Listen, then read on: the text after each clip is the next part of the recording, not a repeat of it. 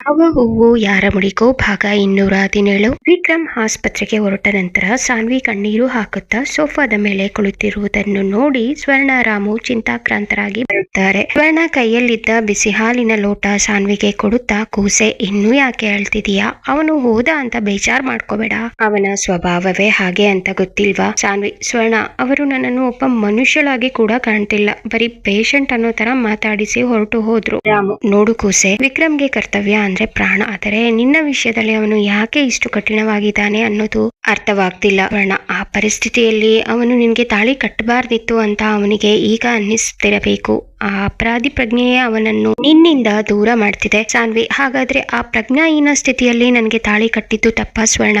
ಅದಕ್ಕೆ ಈಗ ನನಗೆ ಈ ಶಿಕ್ಷೆನಾ? ಅದು ಅವರ ಪ್ರೀತಿ ಮುರಿದು ಹೋಯ್ತು ಅಂತ ಗೊತ್ತಾದ್ಮೇಲೆ ನಾನು ಅವರನ್ನ ಬಯಸಿದ್ದು ತಪ್ಪ? ಅವರ ಪ್ರೀತಿ ಬಯಸಿದ್ದು ನನ್ನ ತಪ್ಪ? ರಾಮು: ಖಂಡಿತ ಇಲ್ಲ ಮಗಳೇ, ನೀನು ಅವನ ಪ್ರೀತಿ ಬಯಸಿದ್ದು ತಪ್ಪಲ್ಲ. ನಿನ್ನ ಜೀವನ ಉಳಿಸೋಕೆ ಬೇರೆ ದಾರಿ ಇರದೆ ಅವನು ನಿನಗೆ ತಾಳಿ ಕಟ್ಟಿದ್ದು ತಪ್ಪಲ್ಲ, ಆದರೆ ನಾವು ಒತ್ತಾಯ ಮಾಡಿದ್ದು ತಪ್ಪು. ಒತ್ತಾಯ ಮಾಡಿದಕ್ಕೆ ಅವನು ಆ ನಿರ್ಧಾರ ತಗೊಂಡಿದ್ದು, ಅದಕ್ಕೆ ನಾವೇ ಹೊಣೆ. ವರ್ಣ: ವಿಕ್ರಮ್ ಮನಸ್ಸಿನಲ್ಲಿ ನಿನ್ನ ಬಗ್ಗೆ ಅಪಾರವಾದ ಗೌರವ ಇದೆ, ಆದರೆ ಅದನ್ನ ಪ್ರೀತಿ ಅಂತ ಒಪ್ಕೊಳ್ಳೋಕೆ ಅವನ ಅಹಂ ಅಡ್ಡಿ ಬರ್ತಿದೆ. ಜಾನ್ವಿ: ಅವರ ಅಹಂಕಾರದ ಮುಂದೆ ನನ್ನ ನೋವು ಅವರಿಗೆ ಸಣ್ಣದಾಗಿ ಕಾಣ್ತಿದೆ ಸ್ವರ್ಣ. ಈ ಮನೆಯಲ್ಲಿ ನನ್ನ ಅಸ್ತಿತ್ವವೇ ಇಲ್ಲದಂತಾಗಿದೆ. ಅವರು ಹೇಳ್ತಾರೆ ಇನ್ಮೇಲೆ ನಾನು ನಿಮ್ಮನ್ನ ಹೆಸರಿಟ್ಟು ಕರಿಬಾರದಂತೆ, ನಾನು ಸೊಸೆ ತರ ನಡ್ಕೋಬೇಕಂತೆ.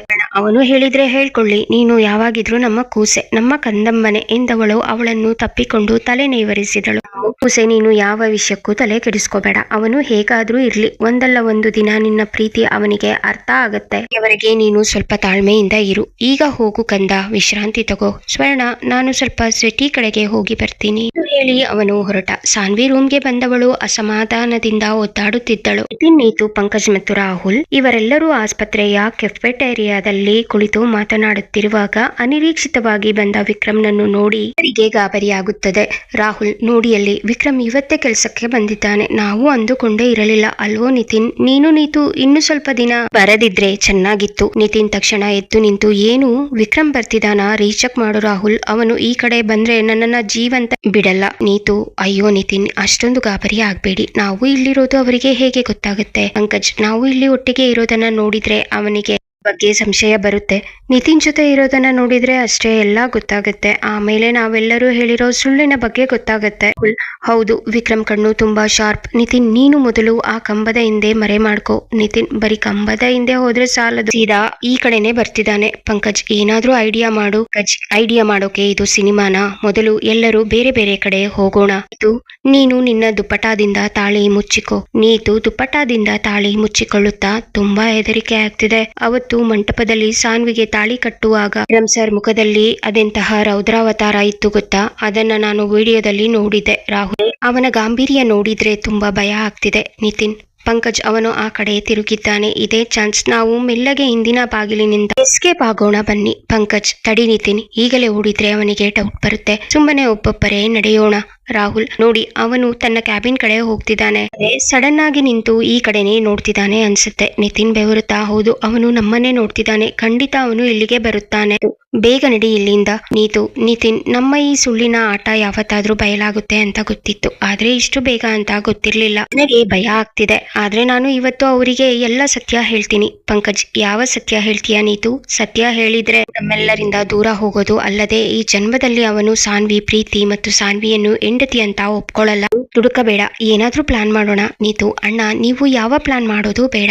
ನಾನು ನಿತಿನ್ ಇಬ್ಬರು ಹೋಗಿ ನಾವು ಇಬ್ಬರು ಪ್ರೀತಿ ಮಾಡ್ತಿದ್ವಿ, ಆದ್ರೆ ನಮಗೆ ಅದು ಅರ್ಥ ಆಗೋದ್ರೊಳಗೆ ಸಾನ್ವಿ ಮತ್ತೆ ನಿತಿನ್ ಮದ್ವೆ ಫಿಕ್ಸ್ ಆಗಿತ್ತು. ಅದಕ್ಕೆ ಏನು ಮಾಡ್ಬೇಕು ಅಂತ ತೋಚದೆ ಕೊನೆ ಗಳಿಗೆಯಲ್ಲಿ ಈ ನಿರ್ಧಾರಕ್ಕೆ ಬಂದ್ವಿ ಅಂತ ಹೇಳ್ತೀವಿ, ಆಗ ನಮ್ಗಷ್ಟೇ ಬೈತಾರೆ. ಹೆಚ್ಚು ಅಂದ್ರೆ ನಮ್ಮನ್ನ ಕೆಲ್ಸಕ್ಕೆ ಬರ್ಬೇಡಿ ಅನ್ನಬಹುದು. ಪ್ಲೀಸ್, ಇದಕ್ಕೆ ಯಾರು ಬೇಡ ಅನ್ಬೇಡಿ. ಪಂಕಜ್: ಹೌದು, ನೀತು ಹೇಳ್ತಿರೋದು ಸತ್ಯ. ನಿಜವಾದ ಸತ್ಯ ಹೇಳಿದ್ರೆ ಎಲ್ಲರಿಗೂ ಶಿಕ್ಷೆ ಆಗುತ್ತೆ, ಅದರಲ್ಲೂ ಸಾನ್ವಿಗೆ. ಪಾಪ, ಅವಳು ಪಟ್ಟ ಕಷ್ಟ ಸಾಕು. ಈಗ್ಲೂ ಅವಳು ಸುಖವಾಗಿ ಇಲ್ಲ, ಯಾಕೆಂದ್ರೆ ಇನ್ನು ಅವಳು ತನ್ನ ಪ್ರೀತಿನ ವಿಕ್ರಮ್ ಹತ್ರ ಹೇಳಿಲ್ಲ. ವಿಕ್ರಮ್ ಅವಳ ಪ್ರೀತಿನ ಒಪ್ಕೊಂಡಿಲ್ಲ. ಅದರ ಜೊತೆಗೆ ಈ ಸತ್ಯ ಕೂಡ ಗೊತ್ತಾದ್ರೆ ಈಗಿರೋ ಪರಿಸ್ಥಿತಿಯಲ್ಲಿ ವಿಕ್ರಮ್ ಯಾವ ನಿರ್ಧಾರನಾದ್ರೂ ತಗೋಬಹುದು. ಎಲ್ಲರೂ ಸೇರಿ ಅವನಿಗೆ ಮೋಸ ಮಾಡಿದೀವಿ ಅಂತ ಏನಾದ್ರೂ ಅವನ ಮನಸ್ಸಿಗೆ ಬಂದ್ರೆ ಅವನು ಮತ್ತೆ ಎಲ್ಲರನ್ನು ಬಿಟ್ಟು ವಿದೇಶಕ್ಕೆ ಹೋಗಬಹುದು. ಕೊನೆವರೆಗೂ ಈ ಸತ್ಯ ನಮ್ಮಲ್ಲೇ ಉಳಿದು ಬಿಡ್ಲಿ, ಅವನಿಗೆ ಗೊತ್ತಾಗೋದೇ ಬೇಡ.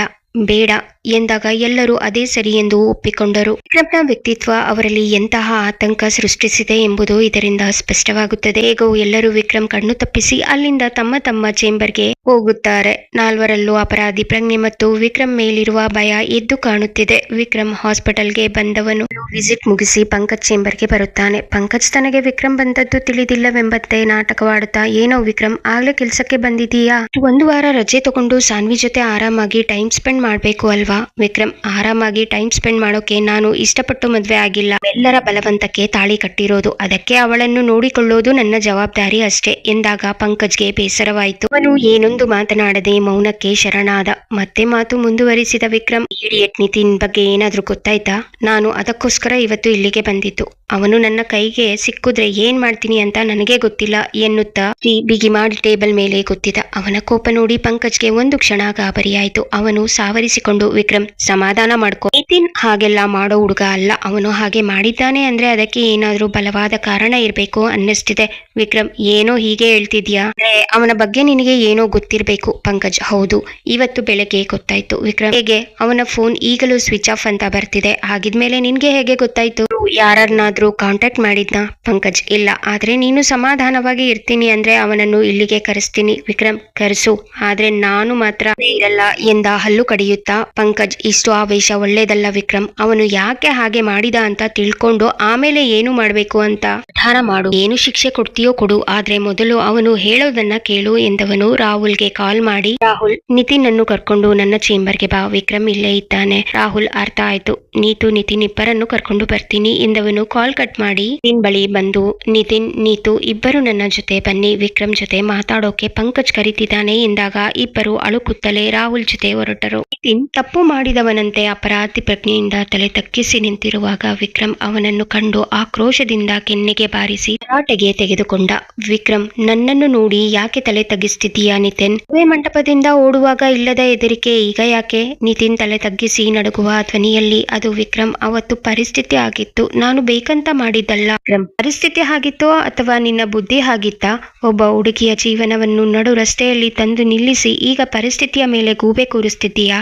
ನನ್ಗೆ ಗೊತ್ತು ನಾನು ತಪ್ಪು ಮಾಡಿದ್ದೀನಿ ಅಂತ. ಸಾನ್ವಿಗೆ ಮುಖ ತೋರಿಸೋ ಯೋಗ್ಯತೆ ನನಗಿಲ್ಲ. ವಿಕ್ರಮ್, ಮುಖ ತೋರಿಸುವ ಯೋಗ್ಯತೆ ನಿನಗೆ ಇಲ್ಲ ಅಂತ ನೀನೇ ಒಪ್ಕೋತಿದೀಯಾ? ಆದರೆ ಅವತ್ತು ನೀನು ಮಾಡಿದ ಕೆಲಸದಿಂದ ಸಾನ್ವಿ ಅನುಭವಿಸಿದ ನರಕ ನಿನಗೆ ಗೊತ್ತಿದೆಯಾ? ನಿತಿನ್, ಕ್ಷಮಿಸು ವಿಕ್ರಮ್, ನಾನು ನನ್ನ ನಿಜ ಪ್ರೀತಿಗೋಸ್ಕರ ಆ ನಿರ್ಧಾರ ತಗೊಂಡೆ. ನಿತಿನ್ ತಾನು ಮಾಡಿದ ತಪ್ಪನ್ನು ಒಪ್ಪಿಕೊಳ್ಳುತ್ತಲೇ ನೀತು ಜೊತೆಗಿನ ತನ್ನ ಪ್ರೀತಿ ಎಷ್ಟು ಗಾಢವಾಗಿತ್ತು ಮತ್ತು ಅದಕ್ಕಾಗಿ ತಾನು ಯಾಕೆ ಮದುವೆ ಮಂಟಪದಿಂದ ಓಡಿ ಹೋಗಬೇಕಾಯ್ತು ಎಂಬುದನ್ನು ಹೇಳುತ್ತಿದ್ದ. ವಿಕ್ರಮ್ನ ಆಕ್ರೋಶಕ್ಕೆ ಭಯಪಟ್ಟ ನಿತಿನ್ ಕಣ್ಣೀರು ಹಾಕುತ್ತಾ ತನ್ನ ಅಸಹಾಯಕತೆಯನ್ನು ಬಿಚ್ಚಿಡುತ್ತಾನೆ. ನಿತಿನ್, ವಿಕ್ರಮ್, ನಾನು ಸಾನ್ವಿ ಜೀವನ ಹಾಳಾಗ್ಲಿ ಅಂತ ಆ ಕೆಲಸ ಮಾಡಲಿಲ್ಲ. ಆದರೆ ನೀತು ಇಲ್ಲದ ನನ್ನ ಜೀವನ ಇರುತ್ತಿರಲಿಲ್ಲ. ವಿಕ್ರಮ್, ಜೀವನ ಇರುತ್ತಿರಲಿಲ್ಲ ಅಂದ್ರೆ ಏನು ಅರ್ಥ ನಿತಿನ್? ಒಬ್ಬಳ ಕೈ ಹಿಡಿಯುತ್ತೇನೆ ಅಂತ ಮಾತು ಕೊಟ್ಟು ಇನ್ನೊಬ್ಬಳಿಗಾಗಿ ಅವಳನ್ನ ನಡು ನೀರಲ್ಲಿ ಬಿಡೋದು ಪ್ರೀತಿನಾ? ನಿತಿನ್, ನೀತು ನಾನು ಒಬ್ಬರನ್ನೊಬ್ಬರು ಪ್ರಾಣಕ್ಕಿಂತ ಹೆಚ್ಚಾಗಿ ಪ್ರೀತಿಸ್ತಿದ್ವಿ. ಆದರೆ ಅದು ನಮಗೆ ಇಷ್ಟವಾಗೋದ್ರೊಳಗೆ ಸಾನ್ವಿ ಜೊತೆ ನನ್ನ ಮದ್ವೆ ನಿಶ್ಚಯವಾಗಿ ಲಗ್ನ ಪತ್ರಿಕೆ ಕೂಡ ಹಂಚಿಯಾಗಿತ್ತು. ಆದ್ರೆ ಕೊನೆಯವರೆಗೂ ಏನು ಮಾಡಬೇಕು ಅಂತ ಗೊತ್ತಾಗ್ಲಿಲ್ಲ. ಮೇಲೆ ಸಾನ್ವಿ ಕುತ್ತಿಗೆಗೆ ತಾಳಿ ಕಟ್ಟಿದ್ರೆ ಯಾವುದನ್ನು ಸರಿ ಮಾಡೋದಕ್ಕೆ ಆಗಲ್ಲ. ಆಗ 3 ಜನರ ಜೀವನ ಹಾಳಾಗುತ್ತೆ ಅಂತ ಹೆದರಿ ಅಲ್ಲಿಂದ ಓಡಿ ಹೋದೆ. ನೀತು ಜೊತೆಗೆ ಮದ್ವೆ ಮಾಡ್ಕೊಂಡೆ. ವಿಕ್ರಮ್, ನೀನು ನೀತು ಪ್ರೀತಿ ಮಾಡಿದ್ಮೇಲೆ ಮದುವೆ ಮಂಟಪದವರೆಗೆ ಯಾಕೆ ಬಂದೆ? ಮೊದಲು ಸಾನ್ವಿನ ಪ್ರೀತಿ ಮಾಡ್ತಿದ್ದೀನಿ ಅಂತ ಹೇಳಿದಕ್ಕೆ ನಾನು ಮುಂದುವರಿದದ್ದು. ಆಮೇಲೆ ನೀತುನ ಪ್ರೀತಿ ಮಾಡ್ತಿದ್ದೀನಿ ಅಂತ ಹೇಳಿದ್ರೆ ನಾನು ಸಾನ್ವಿ ಮದ್ವೆ ನಿನ್ನ ಜೊತೆಗೆ ಮಾಡೋ ನಿರ್ಧಾರನ ಕೈ ಬಿಡ್ತಿದ್ದೆ. ಯಾಕೆ ಹೇಳಿಲ್ಲ? ನಿತಿನ್, ಹೇಳೋಕೆ ನಾನೇ ಕನ್ಫ್ಯೂಷನ್ ನಲ್ಲಿದ್ದೆ ವಿಕ್ರಮ್. ಆದರೆ ಮದುವೆ ದಿನ ನೀತು ವಿಷ ಕುಡಿಯೋಕೆ ಹೋಗಿದ್ದಳು ಎಂದಾಗ ಎಲ್ಲರೂ ಒಂದು ಕ್ಷಣ ನೀತು ರಾಹುಲ್ ಗಾಬರಿಯಾದರು. ಆದರೆ ವಿಕ್ರಮ್ ನನ್ನು ಕನ್ವಿನ್ಸ್ ಮಾಡಲು ನಿತಿನ್ ಹಾಗೆ ಹೇಳುತ್ತಿದ್ದಾನೆಂದು ಅರ್ಥ ಮಾಡಿಕೊಂಡು ಸುಮ್ಮನಾದರು. ವಿಕ್ರಮ್, ಹಾಗಾದ್ರೆ ನೀತು ಪ್ರಾಣ ನಿನಗೆ ಮುಖ್ಯವಾಯ್ತು. ಇಲ್ಲಿ ಮಂಟಪದಲ್ಲಿ ಕುಳಿತಿದ್ದ ಸಾನ್ವಿಯ ಜೀವನ ನಿನ್ಗೆ ಆಟದ ಸಾಮಾನು ಅನಿಸಿತ್ತಾ? ಇಲ್ಲ ವಿಕ್ರಮ್, ಆ ಕ್ಷಣದಲ್ಲಿ ನನಗೆ ಏನೂ ತೋಚಲಿಲ್ಲ. ನೀತು ಫೋನ್ ಮಾಡಿ ನೀನು ಸಾನ್ವಿಗೆ ತಾಳಿ ಕಟ್ಟಿದ್ರೆ ನಾನು ಬದುಕಿರಲ್ಲ ಅಂದಾಗ ನನಗೆ ಜಗತ್ತೇ ಕತ್ತಲಾದಂತಾಯ್ತು. ವಿಕ್ರಮ್ ಒಮ್ಮೆ ನೀತು ಕಡೆಗೆ ನೋಡಿದ. ಅವಳು ಕಣ್ಣಲ್ಲಿ ನೀರು ತುಂಬಿಕೊಂಡು ಕೈ ಮುಗಿದು ಕ್ಷಮಿಸುವಂತೆ ಬೇಡಿಕೊಳ್ಳುತ್ತಿದ್ದಳು. ವಿಕ್ರಮ್, ಪ್ರೀತಿ ಅಂದ್ರೆ ಕೇವಲ ಭಾವನೆಗಳಲ್ಲ ನಿತಿನ್, ಅದೊಂದು ಜವಾಬ್ದಾರಿ. ನೀನು ನಿನ್ನ ಪ್ರೀತಿಯನ್ನ ಉಳಿಸಿಕೊಳ್ಳೋಕೆ ಸಾನ್ವಿಯ ಬದುಕನ್ನೇ ಬಲಿಕೊಟ್ಟೆ. ನಾನು ಮಾಡಿದ್ದು ಅಕ್ಷಮ್ಯ ಅಪರಾಧ ಅಂತ ಗೊತ್ತು. ಆದರೆ ಒಬ್ಬರನ್ನ ಪ್ರೀತಿ ಮಾಡಿ ಇನ್ನೊಬ್ಬರ ಜೊತೆ ಅಧರ್ಮದ ಸಂಸಾರ ಮಾಡೋದು ಸರಿನಾ ಅಂತ ಅಂತ ಹೇಳು ವಿಕ್ರಮ್. ವಿಕ್ರಮ್, ಅಧರ್ಮದ ಸಂಸಾರಕ್ಕಿಂತ ಅಧರ್ಮದ ಪಲಾಯನ ಅತಿ ದೊಡ್ಡ ಪಾಪ. ನಿನ್ನ ಪ್ರೀತಿಗಾಗಿ ನೀನು ಇನ್ನಿಬ್ಬರ ಜೀವನ ಹಾಳು ಮಾಡಿದೆ ಅನ್ನೋದು ಮರಿಬೇಡ. ನಿತಿನ್, ನೀತು ನನ್ನನ್ನ ಪ್ರಾಣಕ್ಕಿಂತ ಹೆಚ್ಚಾಗಿ ಪ್ರೀತಿ ಮಾಡಿದ್ಲು. ಅದು ನನಗೆ ಗೊತ್ತಾದ್ಮೇಲೆ ಅವಳಿಲ್ಲದ ಪ್ರತಿಕ್ಷಣ ನನಗದು ಸಾವು. ಅವಳನ್ನ ಉಳಿಸಿಕೊಳ್ಳೋಕೆ ನಾನು ಜಗತ್ತಿನ ದೃಷ್ಟಿಯಲ್ಲಿ ಪಾಪಿಯಾಗೋಕೆ ಸಿದ್ಧನಾದೆ. ಅದು ಅಲ್ಲದೆ ಸಾನ್ವಿ ನನ್ನನ್ನ ಪ್ರೀತಿ ಮಾಡಿರ್ಲಿಲ್ಲ ಅನ್ನೋದು ಇದ್ದರಿಂದ ಧೈರ್ಯ ಮಾಡಿದೆ ಅಷ್ಟೇ. ವಿಕ್ರಮ್, ಪಾಪಿಯಾಗಿದ್ದೀಯಾ ನೀನು. ನಿನ್ನ ಈ ಮಹಾನ್ ಪ್ರೀತಿಯಿಂದ ಸಾನ್ವಿಗೆ ಸಿಕ್ಕಿದ್ದು ನೋವು ಮತ್ತೆ ಅವಮಾನ ಮಾತ್ರ. ನಿತಿನ್, ಸಾನ್ವಿ ತುಂಬಾ ಒಳ್ಳೆ ಹುಡುಗಿ ವಿಕ್ರಮ್. ಅವರಿಗೆ ನನ್ನಂತವನಿಗಿಂತ ನಿನ್ನಂತವನು ಗಂಡನಾಗಿ ಸಿಕ್ಕಿದ್ದು ಅವರ ಪುಣ್ಯ. ವಿಧಿ ಅವರನ್ನ ಸರಿಯಾದ ಜಾಗಕ್ಕೆ ತಂದಿದೆ. ವಿಕ್ರಮ್, ವಿಧಿ ಬಗ್ಗೆ ಮಾತಾಡ್ಬೇಡ. ನೀನು ಮಾಡಿದ ತಪ್ಪಿನಿಂದ ನಾನು ಸಾನ್ವಿ ಇಬ್ಬರು ನರಳುತ್ತಿದ್ದೇವೆ. ಅವಳ ಕಣ್ಣೀರಿಗೆ, ನನ್ನ ನೋವಿಗೆ ನೀತು ಜೊತೆಗಿನ ನಿನ್ನ ಪ್ರೀತಿ ಮದ್ದಾಗಲ್ಲ. ಗೊತ್ತು ವಿಕ್ರಮ್, ನಾನು ನೀತು ಪ್ರತಿದಿನ ಆ ನೋವಿನಲ್ಲಿ ಬದುಕುತ್ತಿದ್ದೇವೆ. ಇದರಲ್ಲಿ ಸಾನ್ವಿ ತಪ್ಪು ಏನೂ ಇಲ್ಲ. ನಡೆದದ್ದು ನಡೆದು ಹೋಯ್ತು. ಬಿಟ್ಟು ಸಾನ್ವಿಯನ್ನ ಚೆನ್ನಾಗಿ ನೋಡಿಕೊ. ಅದೇ ನಾನು ಬೇಡೋ ದೊಡ್ಡ ಕ್ಷಮೆ. ವಿಕ್ರಮ್, ನಿತಿನ್ ಕಾಲರ್ ಹಿಡಿದು, ನೀನು ಮಾಡಿದ ಕೆಲಸಕ್ಕೆ ಅವತ್ತು ಸಾನ್ವಿ ಜೀವಂತ ಹೆಣ ಆಗಿದ್ಲು. ಅವಳ ಕಣ್ಣೀರಿಗೆ, ಅವಳ ನೋವಿಗೆ ನೀನು ಹೇಗೆ ಪ್ರಾಯಶ್ಚಿತ್ತ ಮಾಡ್ತೀಯ? ನಿತಿನ್ ನಾಟಕ ಮಾಡುತ್ತಾ, ನನಗೆ ಗೊತ್ತು, ನಾನು ಅವರ ಬದುಕನ್ನು ಹಾಳು ಮಾಡಿದೆ. ನಾನು ಸತ್ತರೂ ಈ ಪಾಪ ಪರಿಹಾರವಾಗಲ್ಲ. ವಿಕ್ರಮ್, ಸಾಯೋದು ಸುಲಭ ನಿತಿನ್. ಆದರೆ ಮಾಡಿದ ತಪ್ಪಿನ ಹೊರೆ ಹೊತ್ತು ಬದುಕೋದು ಇದೆಯಲ್ಲ, ಅದು ಅತಿ ದೊಡ್ಡ ಶಿಕ್ಷೆ. ಈಗ ನೀನು ಮಾಡಿದ ತಪ್ಪಿಗೆ ನಾನು ಆ ಶಿಕ್ಷೆನ ಅನುಭವಿಸ್ತಿದ್ದೀನಿ ಎಂದಾಗ ಎಲ್ಲರೂ ತಪ್ಪಿಪಾದರು. ನಿತಿನ್ ಸಾವರಿಸಿಕೊಂಡು, ಸಾನ್ವಿ ಹೇಗಿದ್ದಾರೆ ವಿಕ್ರಮ್? ಅವರು ಈಗ ನಿನ್ನ ಹೆಂಡತಿ ಅಲ್ವಾ? ಏನಾದ್ರೂ ಅವರನ್ನ ಚೆನ್ನಾಗಿ ನೋಡ್ಕೋ. ವಿಕ್ರಮ್, ಅದನ್ನ ಹೇಳೋಕೆ ನೀನು ಯಾರು? ಅವಳನ್ನ ಹೇಗೆ ನೋಡ್ಕೊಳ್ಬೇಕು ಅಂತ ಒಬ್ಬ ಹೇಡಿಯಿಂದ ನಾನು ಕಲಿಬೇಕಾಗಿಲ್ಲ. ನಿತಿನ್, ನನ್ನನ್ನು ಎಷ್ಟು ಬೇಕಾದ್ರೂ ಬೈಯಿ ವಿಕ್ರಮ್, ನಾನು ಅದಕ್ಕೆ ಅರ್ಹ. ಆದರೆ ಸಾನ್ವಿ ಮೇಲೆ ನಿನ್ನ ಸಿಟ್ಟನ್ನ ತೋರಿಸಬೇಡ. ವಿಕ್ರಮ್, ಸಿಟ್ಟು ನಿನ್ನ ಮೇಲೆ ಇರಲಿ ಅಥವಾ ಯಾರ ಮೇಲೆ ಇರಲಿ, ನನ್ನ ಸಾನ್ವಿ ಜೀವನ ಹೀಗೆ ಹಾಳಾಗೋದಕ್ಕೆ ಕಾರಣ ನೀನು. ನಿನ್ನನ್ನ ನಾನು ಯಾವತ್ತೂ ಕ್ಷಮಿಸಲ್ಲ. ನಿತಿನ್ ಇಲ್ಲಿ ಸಂಪೂರ್ಣವಾಗಿ ಸೋತವನಂತೆ ಮತ್ತು ತನ್ನ ತಪ್ಪಿನ ಅರಿವಾದವನಂತೆ ವರ್ತಿಸಿದ್ದಾನೆ. ವಿಕ್ರಮ್ನ ಗಾಂಭೀರ್ಯ ಅವನನ್ನು ಇನ್ನಷ್ಟು ಕುಗ್ಗಿಸಿದೆ. ತನ್ನ ಪ್ರೀತಿಯನ್ನು ಸಮರ್ಥಿಸಿಕೊಳ್ಳಲು ಪ್ರಯತ್ನಿಸುತ್ತಿದ್ದಾನೆ. ಆದರೆ ವಿಕ್ರಮ್ ಅವನನ್ನು ಕ್ಷಮಿಸುವಂತೆ ಕಾಣುತ್ತಿಲ್ಲ.